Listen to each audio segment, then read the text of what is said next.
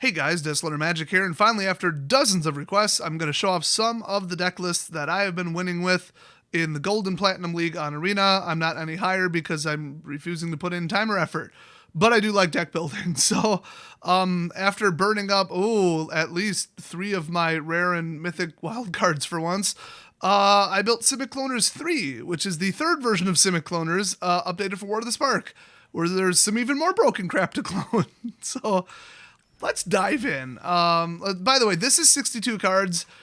It is possible to get this to 60 pretty damn easily. Just remove 1 land and anything on this list. But good luck picking one is all I'm going to say. So first we got Incubation to Incongruity. This deck has almost no control and removal at all.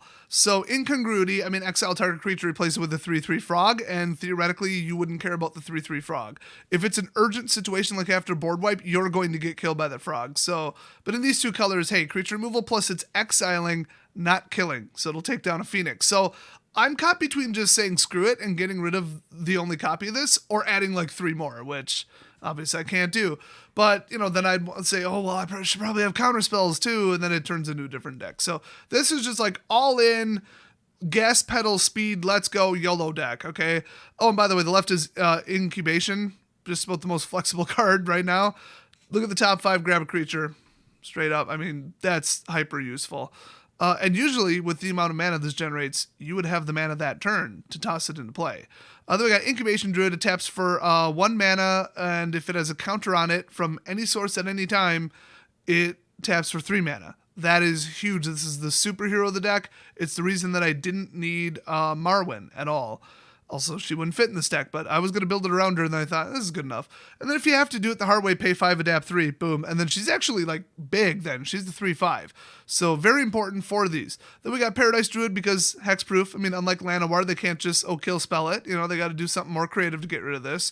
And any color for 2. Plus 2 damage for 2. So, hey, Rabid Bite. I'm on the fence about pulling these because unlike Incongruity, it doesn't have a second option, and it requires a fairly big creature of mine to be out, and usually my creatures are bigger than theirs, but not always. And then if they are, I could have just swung, so do I really need it? So this would probably be first on the chopping block. I just didn't want to put in 1, because then what's the point? But I'm getting really close to just cutting both of these and adding 1 Incongruity and then cutting a land and calling it 60. So if you were to build it, this is the way. By the way, don't build this in paper. This deck's like $200 or something. I didn't even add it up. It's insane. Even on Arena, it is a metric buttload of rare and mythic wild cards. But in the context of that, I'm going to tell you what you probably could swap if you don't have the cards. And a lot of these are super old cards that you probably unlocked already. Merfolk Skydiver. So flying, when it enters battlefield, put a 1/1 counter on anything, including herself, and then pay 5 proliferate. So this is one of the mana sinks where you just use it to win the game. I have 15 mana. What do I do? Put it into this. This is one of the options. And she feeds the planeswalkers, the couple that there are, and just anything with counters. And we've got a little bit of adapt. We got a little bit of that. We've got some alternative ways to drop counters. This isn't all in proliferate. This isn't all in green ramp. This isn't all in astonishing levels of mana. It's just everything mixed together, so it's unpredictable. And I hate to use the term inconsistent, but your opponent will not know how to sideboard against this because the next game will work completely differently. And I put gameplay examples at the end of this video, so watch them. They are hyper important. So next up we got Repudiate, Replicate. I love this card. How is this 50 cents? What is wrong with people? Okay, by the way, Quasiduplicate, 25 cents. Explain that to me. You can clone something twice. What the hell? Anyway, clone something for 3 sorcery speed, cool.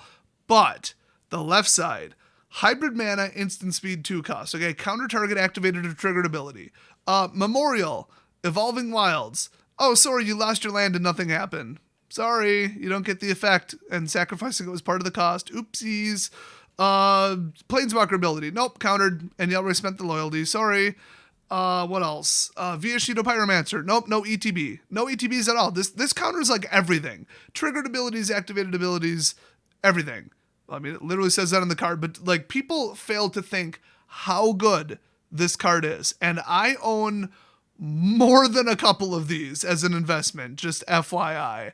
But yeah, Quasiduplicate, clone something twice. Clone something once, counterspell, clone something twice. I mean, more flexible mana, more options, 2 for 1.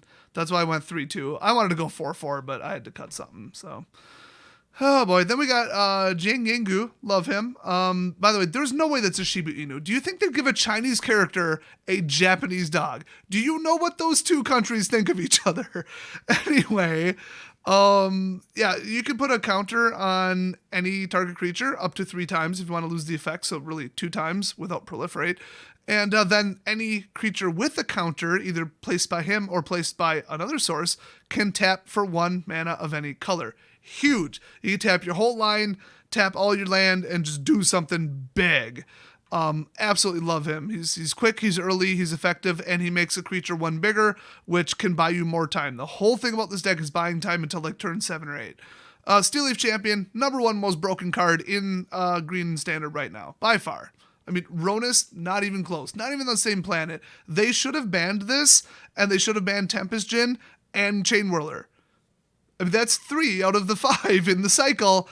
Honestly, have you seen the black one? I've gotten beat by it in a Cabal Stronghold deck, which, by the way, was the deck sitting right next to this one. Yeah, 5-4 for 3. I mean, and I put it in a 2-color deck. There you go. I mean, it can't be blocked by creatures power 2 or less. You clone this a couple times, it just forfeit. If you think I'm kidding, watch the gameplay. Then we got Kiora, Behemoth, Beckoner. This is the one that I was going to cut. I mean, she's good, but she has the least interactions. She's just kind of nice and something cool might happen, but she's usually the one I end up tossing with Quasiduplicate to cast it again, like, because I'm holding it in my hand that I don't need her. So whenever a creature power 4 or greater enters the battlefield under your control, draw a card. There's a couple in this deck, and it does count cloning, which is hilarious, by the way. So you automatically draw another card to ditch with Quasiduplicate, automatic second cast. Then -1 on tap target permanent. Incubation Druid, anybody? 3 more mana, hey. Otherwise, she kind of counts as like a Land of Our Elves or whatever, an Elvish Mystic. Because you tap a land, pool the mana, untap the land, pool it again. Ta-da, she's a bonus mana. I mean, right off the bat, this is only 1 bonus mana, so she's as good as any other, well, there she is, any other mana dork, but she costs 3. But it's hybrid, it's early, and if they start swinging at her, she's going to soak up 7 damage, which is insane, and then you get card draw off her. But the rest of the deck, like, it's like it only half works with her. So, I don't know, you always need mana, but it's just not that many creatures with 4 or greater entering the battlefield, and if they are, I'm probably already going to win. Might as well drive it home, though. It's just a shame that I can't use her to fetch counterspells, which is what people usually do. Or not fetched, it's like draw into them. But then we got Spark Double. I'm only running 1 because it costs 4. That's really all there is to it. But yeah, this is a creature, so it can't get countered by Dovin's Veto, which is really nice. And then, I mean, you automatically get a counter. And you also get a bonus loyalty, depends what you're cloning. So you could have Incubation Druid come out and just, boom, counter. Just like that, done. Merfolk Skydiver comes out as a 3/3 flyer for, well, 4 mana, but still. Then, well, you get the effect, you can drop it. I mean, this whole deck is cloning. It's just outrageously overpowered cloning of outrageously overpowered cards. That's like the long name of this deck. But the fact that you can bring a counter automatically is just huge. So you gotta have this. And next up we got Goreclaw. By the way, you can Spark Double Goreclaw, and they stack. Both of the effects stack. So there's only 1 in the deck because I just don't want to have 2. It's really, that's all there is to it. There's not that many relevant cards, but it's just so good. It's basically just 1 little step up from Steel Leaf Champion mana-wise, because it's going to be a 5/4 when it swings. So creatures that have power 4 or greater on the card cost 2 less to cast.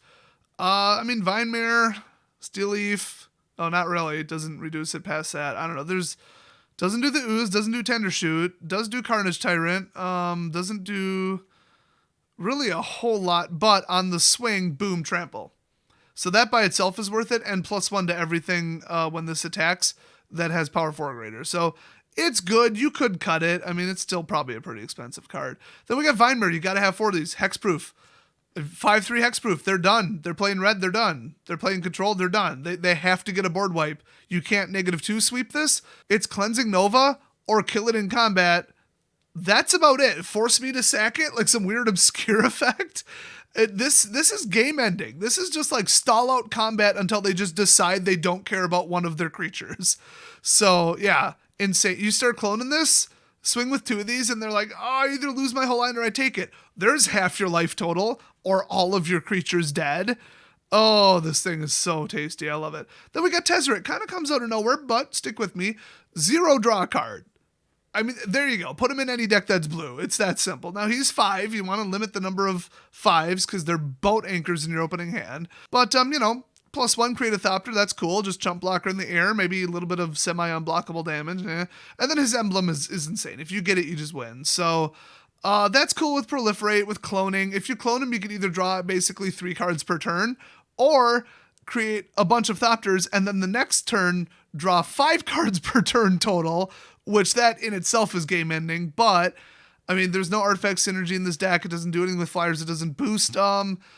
It's not even a control deck technically. Do you really need the cards that badly? But the cards could be lands, so he's kind of ramp, but he's also 5, so he fits but doesn't. So I mean, feel free to cut him. He's just like kind of a nice little thing if he shows up mid game. But then we got back to like absolutely got to have him win cons. So we got Biogenic Ooze. Yeah, it's expensive. It's a mythic. I know, whatever. But you really do need this because of the counters. Everything in this deck is counters. And by everything, I mean half of it. Because this deck has 0 consistency, but it's all about unpredictability. So you guys know what this does. You create a 2/2, and then at the beginning of your end step, you drop a 1/1 on every ooze. And then if you pay 4, you get an ooze. If you pay 8, you get 2 oozes. You pay 12, you get 3 oozes. And that's why this wins. It's a mana sink. Absolutely phenomenal card, especially with Jiang, because every single one of the oozes can tap for mana. I mean, that's crazy. Like right off the bat, because they're going to have a counter on them. So this gets out of control in like 3-4 turns, just automatically guaranteed, because you have the 4 because you had the 5 to throw them out. There you go. And then if you clone him, now you're getting double oozes and double counters. I think my record is getting 6 of these out. That was fun. So then we got Tendershoot Dryad. I'm thinking about cutting this and just putting another ooze. But this is, the set it and forget it of like stupid crap that's overpowered in green that costs 5 and brings out tokens. That's an archetype now. So Ascend, which you're going to have, obviously. And then at the beginning of each upkeep, you guys know what it does. You create a Sapperling, and then they get +2/+2 if you have the City's Blessing, which of course you would very shortly after or right then. So you just, pay 5, drop them in, and it'll run away with the game if they do not immediately deal with it, but you don't have to put any mana into it, unlike the ooze. So this one, you're mana sinking. Oh, and then they board wipe. This one, it's like, oh, they board wiped, but yeah, whatever. I got planeswalkers out, it's all good. Then Vivien Reid, you don't really need her. She's just kind of neat. I mean, once again, she's 5, which I wish she was 4 and then like a little bit weaker. So, look at the top 4 cards, grab a land or a creature. Okay, you need either of those. It's huge. This deck has, like I said, almost no control. So there you go. So additional card draw specific to the cards that you need. Then -3, which you guys know from playing on Arena, this is huge. Artifact, enchantment, or creature with flying, blow it up. This deck loses to flyers, and it doesn't have a way to deal with artifacts or enchantments. Now, if you're going to build this in paper and bring it to F&M or play it in best of 3, get rid of Vivien Reid completely main board and just put like the new Plummet and frickin', I don't know, force fighting, all the control. Put like 4 counter spells, sinister maybe, and then put like 2 versions of naturalize in your sideboard. And then you don't need Vivien Reid at all. But her -8 is like insane. So every one of these, like Tezzeret, all these planeswalkers, they get up high and they get their ult off, and that's it. So even if they get blown up after like 2 turns, they're like, oh crap, I couldn't really get that much out of them for the mana spent. They took the damage and the spell targeting off of your life total. So they kept you alive by being like, okay, we got to redirect all of our forces at her. She cannot be allowed to get that -8. So removal, card draw, creature advantage, and an emblem, a threat. Wish she didn't cost 5. There's enough expensive crap in this deck, but whatever. It is what it is. Feel free to cut her. She's really expensive in paper. Then we've got Carnage Tyrant. This is what really kills the pocketbook, because these are still expensive, and also they're going to rotate somewhat soon, and also they're mythics on Arena, but pretty old. You probably unlocked them already. I mean, so there's that. So can you run with less of these? No. This is the game winner. 6 toughness, that cannot be stopped by anything, especially if you put counters on it. I mean, within reason, you're not going to smash this into something worthwhile in combat. You got to take out 6 of their freaking creatures with like 2 of these cloned, and then the rest of the game's over at that point. Or you'll just crash through and just overflow damage. This thing can assassinate planeswalkers. It's insane. This clearly Wizards, what the hell, should have been legendary. What were you thinking not making this legendary? Once again, I know this for a fact because I took a screenshot. My record is 8 of these in play at one time. You've got to be kidding me, Wizards. Holy crap, are you stupid? So anyway, yeah, Trample Hexproof 7/6. This is game ending. If anything, I'd run 4 of them. So no, you can't run less than 3. The deck won't work. Then we got Hydroid Krasis because, of course, you got to generate tons of mana. It's a flyer. You gain life and you draw cards. I mean, shocker, the card's overpowered as all hell. So even early game, like you got 4 mana. Oh, cool. You 1 life, draw an extra card. It replaces itself, and you got a 2/2 flyer. There you go. And a 2/2 flyer is no joke, even for 4 mana, you know. And late game, yeah, you just like refilled your whole hand and then just like cloned everything, and everything just goes nuts. So yeah. Once again, hyper expensive in paper. This deck has got to be over $200. I didn't add it up, but there are more expensive decks than this, but this is crazy. But once again, popular card, powerful. You might have already unlocked it, so hopefully you guys can build it on Arena, but this is just straight mythics and rares, like this whole damn deck. So not very friendly on the Arena price tag either, but I am winning with it. As is too, by the way. I'm running with 62 cards. So yeah, we got 6 islands, 8 forests. Do not change that ratio. 4 breeding pools. Those are crazy expensive. Hinterlands. Those are pretty expensive. 2 woodland streams because you don't want to thin your mana base out with evolving wilds, and you don't want to get stuck with lands that only tap for 1 color because look at the deck. I mean, there's a lot of double and triple colors in here, and then a lot of like gold cards. I almost called them hybrids. That's not what they are. Hybrids are lovely. So I just threw it in 2 woodland streams. I don't have another land. I mean, if there's something I'm missing, feel free to remind me. But anything that's like, it taps for any color, but you have to spend a mana to not sack it. Well, now you lost 2 lands the turn you dropped it in. Like you lost access to 2 of them. That's completely idiotic. So I don't know. I don't think there is anything better. I don't think there's better support. I could be completely wrong though. So yeah, that's the deck. Watch for the gameplay. The gameplay, it will explain itself, but I'm going to explain it anyway. And by the way, this deck with the sideboard is vicious. Like crazy, insane vicious. This thing has some teeth. So, yeah, it would dominate F&M pretty well. The thing is, it loses the board wipes pretty badly. So, you know, it is what it is. But without further ado, cue the gameplay. All right, here we go, double speed, and let's see, drop in Hinterland, there we go, drop in another Hinterland because I have no way to spend it. 2 Vine Mares in a force fight, I mean, it's weak, but not really, and there's Steel Leaf, and let's see, takes his turn, 3rd one, okay, so big creatures that can rival mine, I'm scared. Now I'm not, he is though, bye. Alright, got this, we'll go to 3x speed, so you're gonna have to watch carefully, it's more of a concept than a blow by blow how the cards work. So there we go. We got the ramp, which is good because my whole entire hand costs 3. We got 3 cloners and a win con. So there we go. Now we're sitting on 5 mana. And remember, I went first. So he's running a ramp deck too. Very similar to mine, but I got my Biogenic Ooze out. That's not good. So, okay, he gets his Explorer and he explores into a Wild Growth. I mean, that's life. That's a giant creature. Okay. And that's another Biogenic Ooze. And that's another Biogenic Ooze. Uh-oh. I'm just sitting on it. Look at the counters. We got 6, 6, 6, 6, 5, 5, 5, 5, 5, 5, 5. That's almost lethal by itself. I mean, it is. I mean, it wouldn't block. Then we go for the Quasiduplicate. And I've got the Krasis as an option. So I just swing all out because I'm like, if he kills a main primary one, whatever. I need to get him way lower than 21 before this gets out of control. And remember, this is like a giant green creature ramp deck with Explore, which is, you know, consistency and mana ramp, and life gain. And that's what I'm going up against. So, yikes.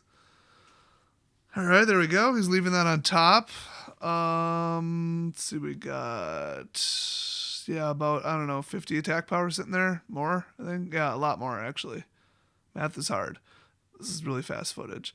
Let's see. Then I decided to do that on the end step, create another ooze. I show him Hydroid Krasis. I believe he forfeits. Nope, he actually takes it. That's right.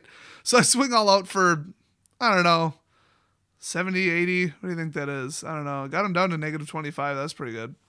Okay, creature versus creatures, you're going to win every game. Clearly, this is like the absolute god tier deck of Creature Rush. What about control? Here we go. Esper Control, also known as 50% of all games on Arena. So, okay, what do we do here? This is, by the way, this is the slowest damn player. At a certain point, I just start taunting him with the Yorgos. So, FYI, if that triggers you. I can't stand slow playing Esper players. I can't stand it. And remember, this is sped up almost 300%.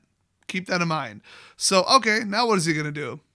I mean, Hexproof Vine Mare, what is he possibly going to do? He's going to have to waste a Cleansing Nova on one creature. And you look at what's in my hand. Oh, we're getting dangerous. And I think I go with the pay 2 life because I wanted to bring out Tezzeret. I thought it'd be funny.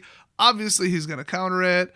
Now, literally, that card stood there for like 12 seconds before I hit your go, just for context. People are like, when you get so rude with your goes? In real time? Oh, I should slow one of these down for you and show how long it took this jackass to make a decision. I can't stand people like this. Thought Erasure, you can Thought Erase these nuts, you asshole. So there goes my Krasis. You can see this is getting disassembled, but I still have a Vine Mare. And there's a damn good reason I still have a Vine Mare. It's because Vine Mares are amazing. So I thought, okay, let's go ramp. Because I had the Merfolk already, so there's an extra 3. I don't have an immediate way to spend it. The Vine Mare might have seemed smarter, but I thought he has to have a board wipe. So I want to do something big, quicker, something that might involve drawing cards. Didn't really pulled a card I didn't really need. Hexproof, okay, fight, that's cool. A lot of damage there. Remember, he can't get rid of the Vine Mare. He can't. So this is probably at least 20 or 30 seconds of him just sitting there doing nothing. We're going to time, which I believe is 45 seconds. So at this point, I'm pissed. I am absolutely pissed. So he drops in Ugin and puts a creature in the way. Oh no. So I don't make the most intelligent swing decisions in this one, by the way, because at this point I was just watching Mythbusters on Netflix or Hulu or whatever. So I'm just spamming your go because he's an asshole. Really great example of typical control player. This is a very typical deck. So he still can't get rid of Vine Mare. Can't do it. He got rid of my mana source. Cool. I don't have anything to spend it on. Whatever. Not that I couldn't use it. Carnage Tyrant. Game over, bitch. What's up? When he shows up, that's why I said, you saw what these 3 decks, the gameplay look like. I could have used him at any point. Well, I mean, the forfeit on turn 4. Okay.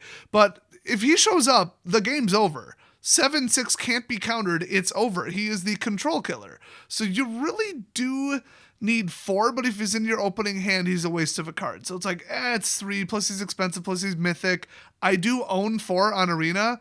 This guy's just being an asshole. I actually timed it in real time. He sits there for like 2 minutes. It's utterly ridiculous.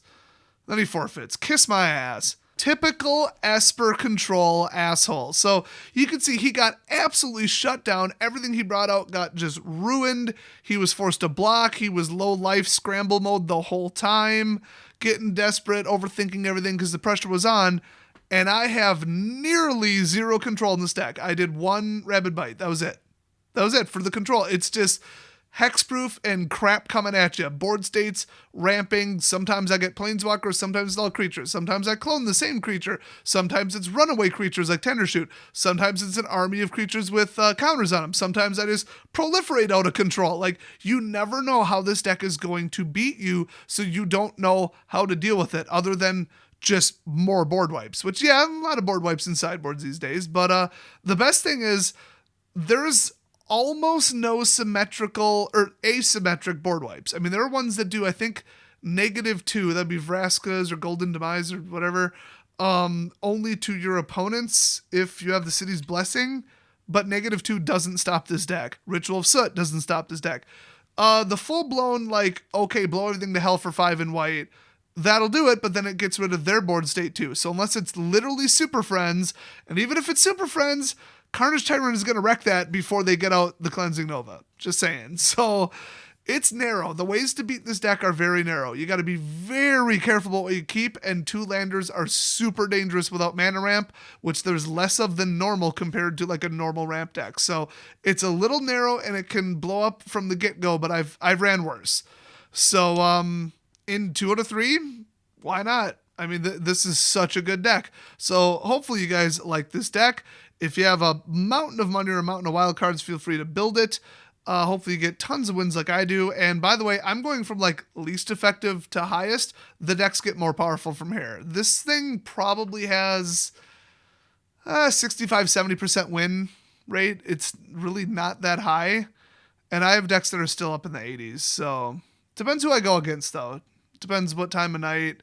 Depends how many games I've played. Depends if they want to rig it. So, whatever. But, yeah, still, I just hate control, and I hate games taking, 20, 30 minutes, which is what they've been doing, which is why I haven't been touching Arena much. But these decks do consistently win above 50%, every single one. So hit subscribe if you don't want to miss the next couple over the next couple of days, especially tomorrow. Also, might be streaming tomorrow, so turn on notifications if you don't want to miss that.